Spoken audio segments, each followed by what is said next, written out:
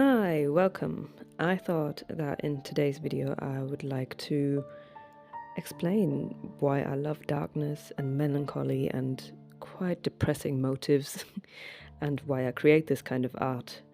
But I do not like gore or horror or anything too explicitly violent. And I feel very deeply about this, so I thought, why not use this time-lapse drawing video and just chat over it and explain my motivations.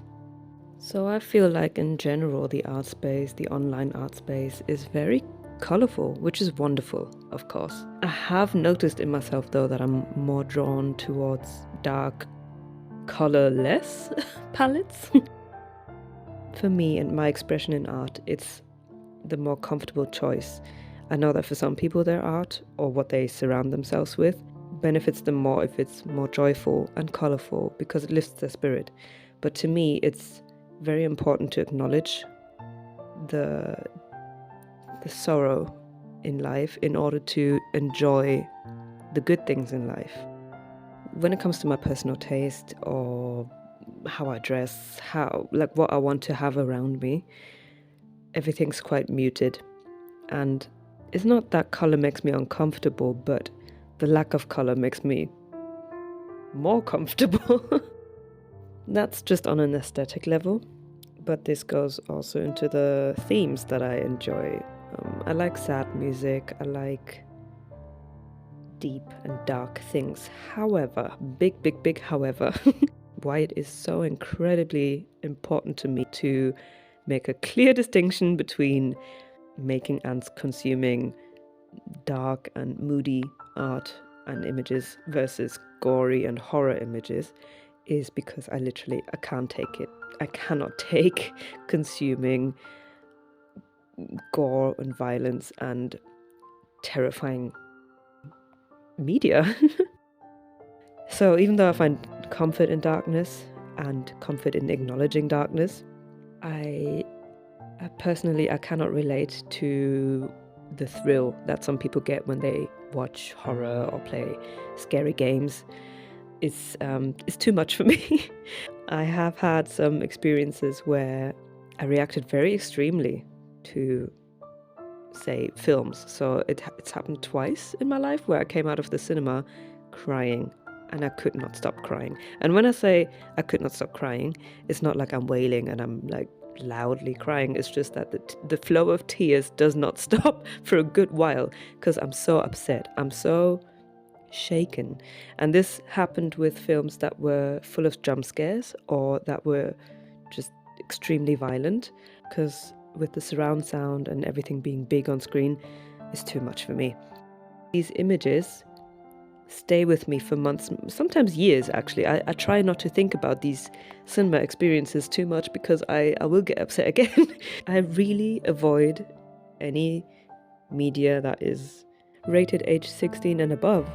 And even to the point where I've been asked, like, do you think this has to do with a suppressed traumatic experience or something? Like, why is this such an extreme reaction? And I was just like, I don't know. I mean, if you're on the side of TikTok that I'm on, you get bombarded with autism and ADHD content every now and again. However, I have never related to any of those symptoms or any of those traits listed for ADHD or autism or any other neurodivergent stuff. The only time I ever related to something was when I came across the list for HSPs, highly sensitive people. And that was the first time where I was just like, wait a minute. There were certain things like being sensitive to sudden loud sounds. So I'm a scaredy cat. I jump, like a toaster will make me jump. Or feeling things deeply and sensory stuff. Struggling to see content with violence. So that was the ding, ding, ding, the aha moment for me. Most of it applies to me, but not all. So I'm just like, okay, it's not, I don't know, it's not a massive thing that influences my, then again, I just felt seen for the first time when it comes to why I can consume certain media and why I just simply cannot consume other media. that is my explanation I'm going with for myself. I like to embrace it in a friendly way instead of trying to ignore it. I will never boast about like how, I'm not scared. I am scared. I just chose one day to not torture myself with this. So, creepy cute, yeah, sure. Gory horror, no, please no. I do like darkness. There's always something that's drawn me to it. I see the darkness in me and others as something that shouldn't be ignored, that I like to explore. Allowing myself to feel the full range of emotion has not always been the case. So when I felt bad, I felt like I should get over it very quickly. I never wanted to inconvenience anyone. I never wanted to be called moody. So I would always keep everything inside.